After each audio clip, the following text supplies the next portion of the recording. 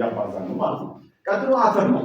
አተር ላይም እንግዲህ በሀገር ደረጃ የአጋጣሚ ሆኖ የሀገራችን የዚህ የደጋ ጥራጥሬ ሰብሎች ላይ ፈርስት ሬት በአፍሪካ ማለት ነው እና አተር ላይም ትልቅ ከቨሬጅ አለ፣ ምርቱም አለ።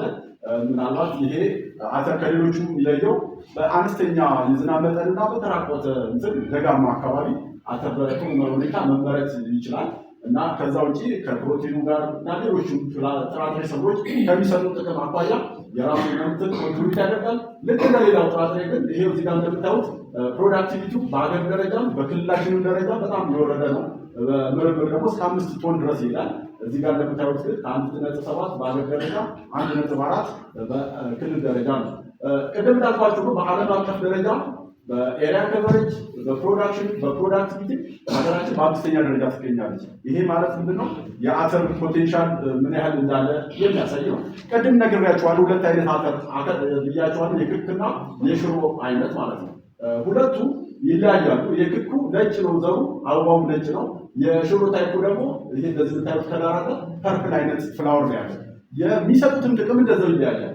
ይሄ ሽሮ ብናደርግና ይሄ ሽሮ ብናደርግ ልዩነት አለው የጣም ይሄን ክክ ብናደርገውና ይሄን ይለያያል። ይሄን ክክ ስናደርግ ሲከካ ሁለት ቦታ ስፕሊት የሚሆነው ይሄኛው ስብርብር ነው የሚለው እና ለሽሮም ከመሆኑ አኳያ ልዩነቱን ሁለቱን ቤዝ አድርገን እየሰራን እንደሆነ ለማሳየት ያህል ነው። ስለሆነም እነዚህ ሁለቱ ታይፕ ላይ ወሬቱ ጃማ መቄትና አቤት ላይ የተለያዩ የክክ አይነት አተር የዝርያ መረጣ ስራዎችን የሰራንበት ሁኔታ ነው የነበረው። ይሄ የምታዩት በ2015 የነበረው ነው። ስለሆነም በዚህ ሂደት ቅድም በጠቀስኩላችሁ ሂደት ልኬ የሚባል አዲስ የክክ ታይፕ አተር ከ1.8 እስከ 3.2 ቶን ፐር ሄክታር ምርት መስጠት የሚችል ዝርያ አስለቅቀናል።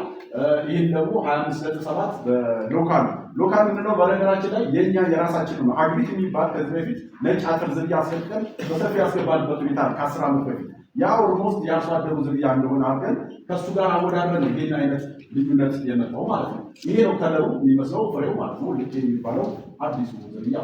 ሌላው የሽሮ አይነት አተር ዝርያ ነው። ከቀድሞ ጋር ተመሳሳይ ሎኬሽን ላይ ነው የምንሰራው። ወሬቱ ጃማ መቄትና አቤት ላይ ስራውን ለመስራት ሞክረናል። ይሄ በ2016 የነበረው ነው። ተመሳሳይ በሆነ እንትን ሰርክ ቢል የሽሮ ታይፕ አተር ያስለቀቅንበት ሁኔታ ላይ የነበረው ከ1.8 እስከ 2.8 ምርት እንደሚሰጥና እንደዚህ ደግሞ ከሎካሉ አብላጫ እንትን እንዳለው የሚያሳየው ይሄ ያው የዘሩ እንትን ከለር ምን ይመስላል የሚለው ነው። ከዛ ባሻገር የኛ ዝርያዎች ቨርቲክ የሆነ አፈር ላይ ውሃ ካንጣፈፍ ነው መሆን የሚችልበት ሁኔታ ያየንበት ሁኔታ ነው። ይሄ ጃማ አካባቢ ያለበት ሁኔታ ነው። ወደ ሽምብራ ነው የምገባው። ሽምብራም እንደዚሁ በጣም ለሀገራችን ከቨሬጅ በጣም ትልቅ ነው። በአፍሪካ አንደኛ ነው። በርጥበት አጠር ችግር አካባቢ የሚመረጥ ነው። ከቡና ሰሊጥና ቦረቄ በመቀጠል ለሀገራችን የውጭ ምንዛሪ የሚያመጣ ሰብል ነው።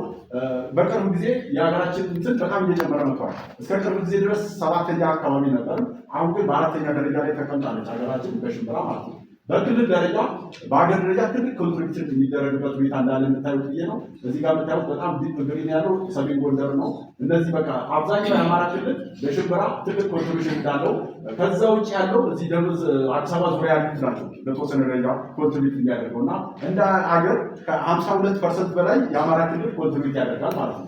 እንደ አተሩ ሁለት አይነት ሽምብራ ነው፣ ቀይ ሽምብራና ነጭ ሽምብራ።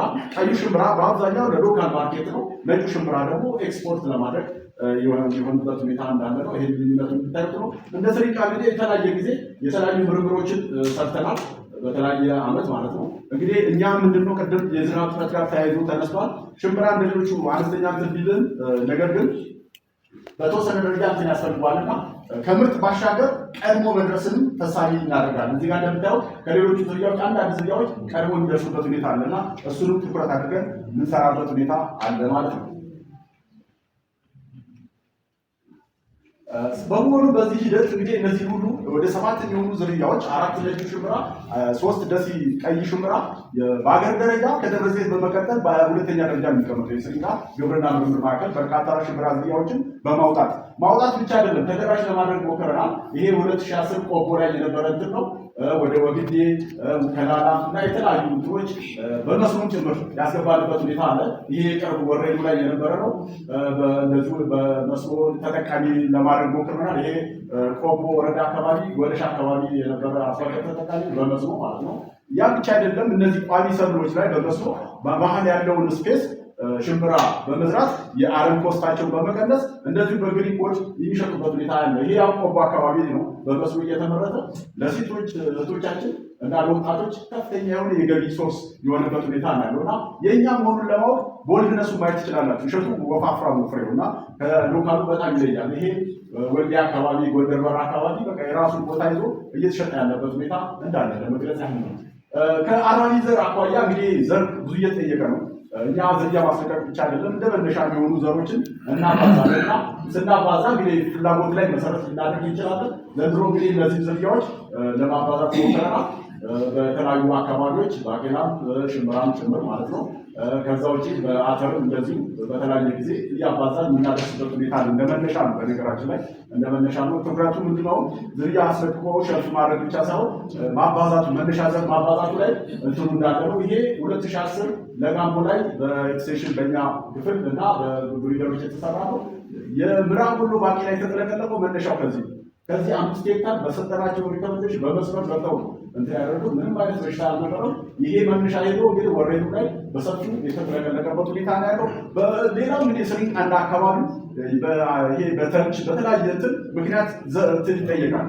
አሁን ወይ ዝናብ አጥቦ ሊሆን ይችላል። ማሽን ላይ ገለብጣሉ፣ ወደ ጤፍ ይገለብጡና በአንድ እጃቸው እንዲያቀሩ ሽምብራ የራሱ የሆነ ሪስክ እንደ አቮይዳንስ እንትንና እስከ 60 ኩንታል ድረስ ያቀረብንበት የሰጠንበት በስልጠና ያገዝንበት በኦሪንቴሽን እንደዚህ አሁን ከአዳራሽ ውጭ እንደዚሁ እነሱን ሰብስበን እንትን ያደረግንበት ሁኔታ ነው የነበረው እና ከእንትን ማቋያ ስልጠና ይሄ ቃሉ ወረዳ ላይ 2011 ነው። ምናልባት እዚህ ያላችሁ ካላችሁ አላውቅም። እንደዚሁ ደግሞ ነጭ ሽምብራ ቅድም ዶክተር ስዩም እየነገረ ነበር። ነጭ ሽምብራ ብዙ ፋሚሊ ያደርጉ ከምግብ አቋያ እና እሱን ሁሉ እንዲያዩ እንዲለምዱ ሴቶችንም ያማከለ እንዲሆን ለማድረግ ሞክረናል። ይሄ ቅድም ዶክተር ስዩም ያነሳው ነው። ይሄ አሁን ነጭ ሽምብራ ቆቦ አካባቢ አይበላም ነበር። በቅርብ ጊዜ ድረስ እኛ ሄደን እዛ ቦታ ላይ ሄደን እንደምታዩት ሲያስገቡ አንዳንድ ፍሬ ነው አፋቸው የሚያደርጉ እየተጠራጠሩ ማለት ነው። ያንን ብሬክ ለማድረግ እዛው አካባቢ ቀጥለን ከነጩም ከቀዩ በቆሎም በንፎም አድርገን ያሳየንበት ሁኔታ የነበረው። ይሄ ብቻ አይደለም። ነጩ ሽምብራ ላይ ገበያው ገና ስላለመደው ከስንዴ ጋር አድርጎ ቂጣ ነው።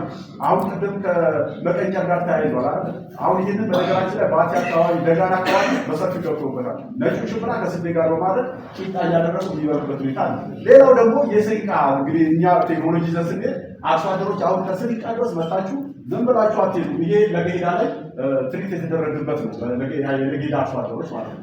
ከዛ ባሻገር ሰክሪፋይ የሚደረጉ ነገሮችም ደግሞ አሉ።